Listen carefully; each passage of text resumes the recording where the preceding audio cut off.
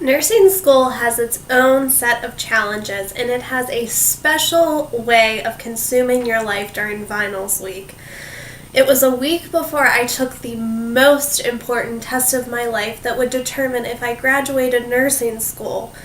But I found myself in the middle of nowhere, shaking a bag of bacon strips, screaming at the top of my lungs into the abyss. I had lost my beagle, and Lord knows I could not study how to correct someone else's neurological status when my mental status was not intact. I searched for days, and I plastered posters all over my town looking for my beagle. I filled social media with posts pleading for others to help me look for my beagle. Needless to say, I got many responses. Someone had found my beagle. Just as I thought. But little did I know there was another beagle in the area that liked to wander off of his property and stroll around town. We continued searching and searching until one morning I received a call. Someone had found my beagle.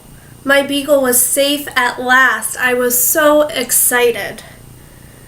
I rushed to their house, joyfully ran over to their car as they opened the door. My beagle jumped out, so I thought, but this was not my beagle. The dog lingered, the smell of manure on his fur. I was so disappointed. This was not my dog at all. Needless to say, I cried the remainder of the day.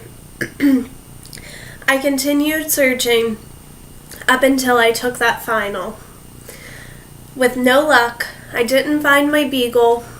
I pursued my final the next day, and after nearly failing my final, I received a very important phone call the day after. A woman spoke that she had found my beagle and that she believed that this was my dog that she had in her garage. So my mom and I proceeded to get in her Cadillac, and at the time it was just snow flurries, nothing, too dramatic. And as we proceeded to drive down 119, it turned into a whiteout. All I could see was the glimpse of a snowplow that seemed like it was worlds away from us, and we held on to that sight in order to drive down 119 safely.